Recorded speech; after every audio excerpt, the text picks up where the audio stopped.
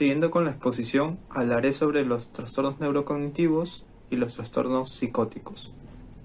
Primeramente, ¿qué son los trastornos neurocognitivos? Son alteraciones en las capacidades cognitivas, tanto como la memoria, la resolución de problemas, el lenguaje, la percepción, entre otras. Para ello tenemos tres, comenzando con el trastorno neurocognitivo mayor del Alzheimer. Esta presenta un deterioro cognitivo en su desempeño para realizar las tareas o cosas diarias. Es decir, se tiene como problemas en el criterio A del DSM-5 la evidencia de mutación genética. Asimismo, en el criterio B tiene tres características como pérdida de memoria, la del aprendizaje y el declive constante de la capacidad cognitiva. Por otra parte, tenemos el trastorno neurocognitivo menor del Alzheimer. Esta presenta las mismas características del anterior. Sin embargo, la dificultad de la memoria, aprendizaje, entre otras, ya mencionadas, son en menor medida, ya que este trastorno neurocognitivo es menor del Alzheimer, ¿no? Valga la redundancia. Por último, tenemos el trastorno delirium. Este se caracteriza por una alteración aguda o subaguda de la conciencia, atención y el deterioro en otros dominios de la función cognitiva.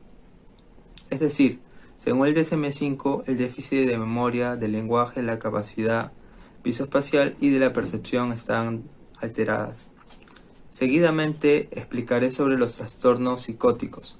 Para entender mejor definiré qué son estos trastornos. Estos trastornos son mentalmente graves, ya que causan ideas y percepciones anormales, es decir, incluyen alucinaciones, entre otros. En primer lugar tenemos a la psicosis breve.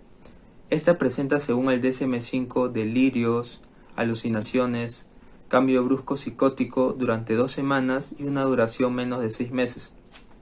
Asimismo tenemos el trastorno delirante. A diferencia del anterior, este trastorno su comportamiento es poco extraño, ya que presenta según el DSM-5 ideas delirantes bien sistematizadas y algunos episodios maniáticos. También lo que representa los depresivos mayores. Sin embargo, estos son medida en un periodo menor. La duración según el criterio A es mínimo de 1 mes. Por otra parte tenemos a la esquizofrenia, que presenta al igual que el anterior delirios, alucinaciones. Sin embargo, este presenta discurso y comportamiento desorganizado. Además afecta su ámbito laboral, entorno familiar, y este presenta como mínimo 6 meses, incluyendo 1 mes con síntomas. De igual manera tenemos el trastorno esquizoafectivo, que este presenta síntomas de esquizofrenia, ¿no? Sin embargo, este también presenta síntomas de trastorno de ánimo y depresión mayor.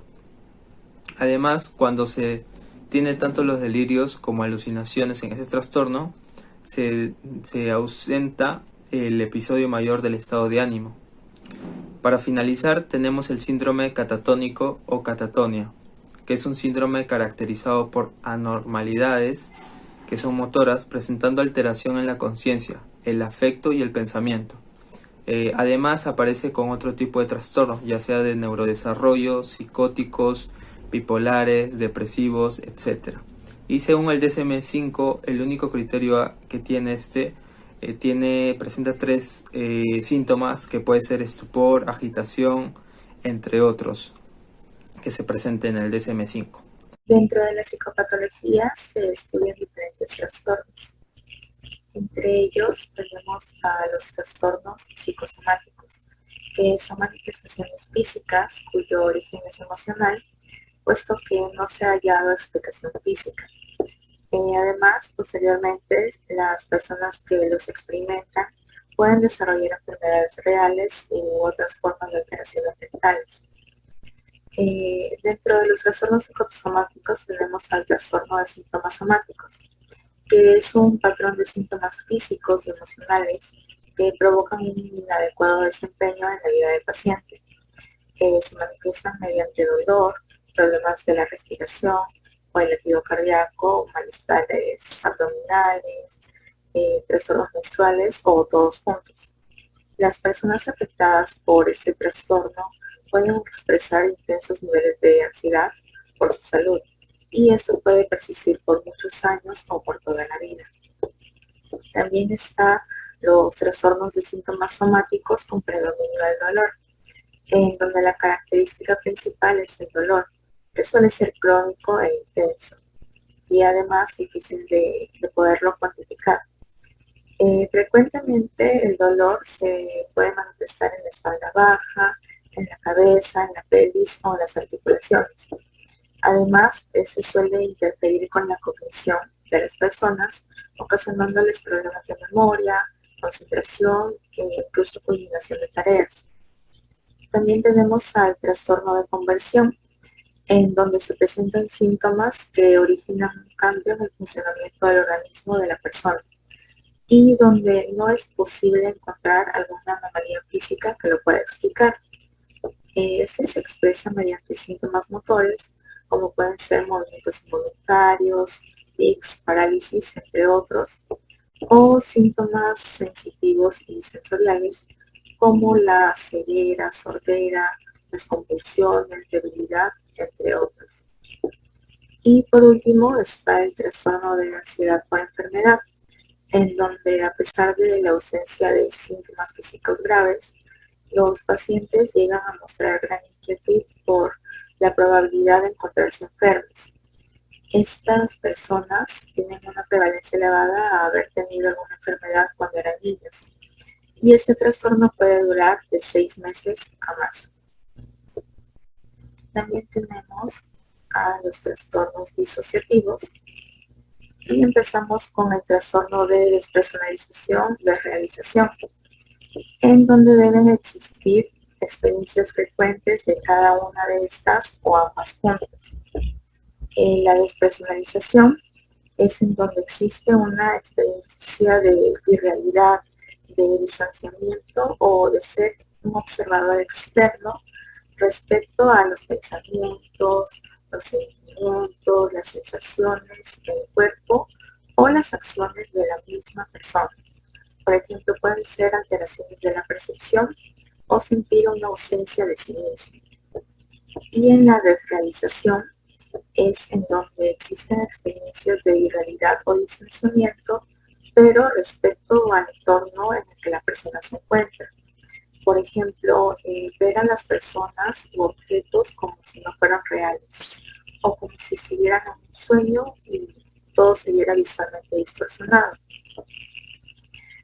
También está el trastorno de identidad disociativa, que es una perturbación de la identidad caracterizada por 2 o más estados de la personalidad bien definidos. También lo pueden conocer como el trastorno de la personalidad múltiple. Estas identidades pueden estar conscientes de cierto modo de que existen entre ellas. Sin embargo, solo una se va a presentar a la vez en el ambiente. Además, se llegan a presentar lapsos recurrentes en la memoria sobre acontecimientos cotidianos, información personal o sucesos traumáticos. Y por último está la amnesia disociativa, que es la incapacidad de poder recordar información autobiográfica importante, que suele estar relacionada con un evento traumático o estresante para la persona y suele causar malestar o deterioro en las distintas áreas de su vida. Además, esta se puede presentar como una fuga disociativa, que es cuando la persona deambula con un propósito o porque simplemente se encuentra desorientado a causa de la amnesia. ¿Todo creo? Sí, ya empecé a grabar. Ya te sale. Ah, ya, ahora sí.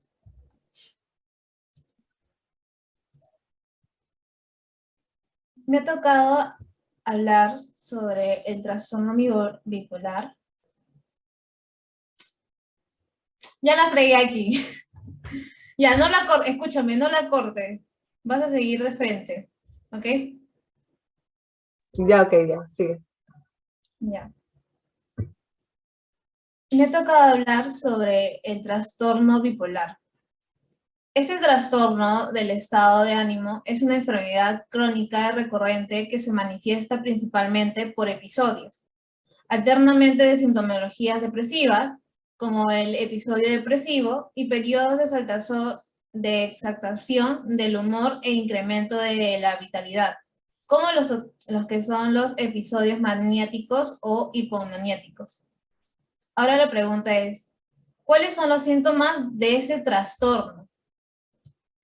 Los síntomas del trastorno bipolar pueden variar. Una persona con trastorno bipolar puede tener episodios maniáticos, episodios depresivos o episodios mixtos. Un episodio mixto presenta síntomas maniáticos y depresivos. Estos episodios anímicos o de cambios en el estado de ánimo ocasionan síntomas que duran de 1 o más semanas y a veces más. Durante estos episodios los síntomas duran la mayor parte del día y en general todos los días. Los episodios anímicos son intensos. Los sentimientos son fuertes y ocurrentes junto con cambios en el comportamiento y en los niveles de energía o de afectividad o actividad, algo que pueden observar las demás personas. Algunas personas con trastorno bipolar pueden tener síntomas más leves que otras que también lo tienen. En este caso, haremos una comparación de lo que es el síntoma de un episodio maniático y el síntoma de un episodio depresivo. Uno de los factores de estos síntomas de episodio maniático es sentirse muy optimista, animado, eufórico o bien extremadamente irritable o sensible. Por otro lado, en el episodio depresivo, uno se siente muy decaído, triste o ansioso.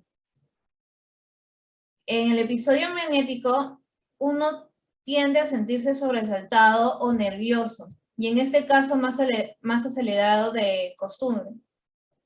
En cambio, en el episodio depresivo, uno se siente más lento o inquieto. Y por último, en lo que es el episodio maniático, uno se siente que sus pensamientos van muy rápido. En cambio, en el episodio depresivo, tiene a tener problemas para concentrarse o tomar decisiones. Estas y otros síntomas más presenta lo que es el episodio maniático y el episodio depresivo. Ahora, ustedes se preguntarán, ¿qué tipo de trastorno bipolar hay?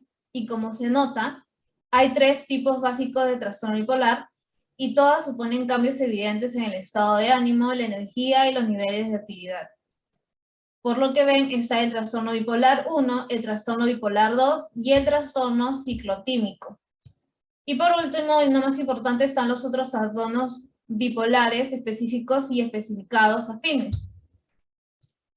En el trastorno bipolar 1 se define por episodios maniáticos que duran al menos 7 días. La mayor parte del día, casi todos los días, o cuando los síntomas maniáticos son tan graves que se necesita atención hospitalaria. Por lo general también se producen episodios depresivos separados que suelen durar al menos 2 semanas. También es posible que ocurran episodios de alteraciones en el estado de ánimo con características mixtas, que tienen síntomas depresivos y maniáticos al mismo tiempo. En el trastorno bipolar se define por un patrón de episodios depresivos y episodios hipomaniáticos, pero no por los episodios maniáticos extremos descritos anteriormente. Ahí ven una variación. En lo que es en el trastorno ciclotímico, que también ha sido denominado ciclotimia, se define por síntomas hipomaniáticos y depresivos persistentes que no son tan intensos ni duran lo suficiente como para calificarlos como episodios hipomaniáticos o depresivos. Por lo general, los síntomas ocurren durante al menos 2 años en los adultos y 1 año en los niños y en los adolescentes. Y por último, lo que es en el trastorno bipolar especificados y especificados afines, esta es una categoría que se refiere a aquellos síntomas de trastorno bipolar que no coinciden con ninguna de las categorías reconocidas. Ahora, por último y no menos importante, ¿qué otros trastornos que pueden ocurrir conjuntamente se da en este episodio, en lo que es en el trastorno bipolar? Muchas personas con trastorno bipolar también pueden tener otros trastornos, se puede desarrollar o afecciones de salud mental como la psicosis, trastornos de ansiedad y déficit de atención con hiperactividad, el uso indebido de drogas o alcohol Y por último, lo que serían los trastornos de alimentación.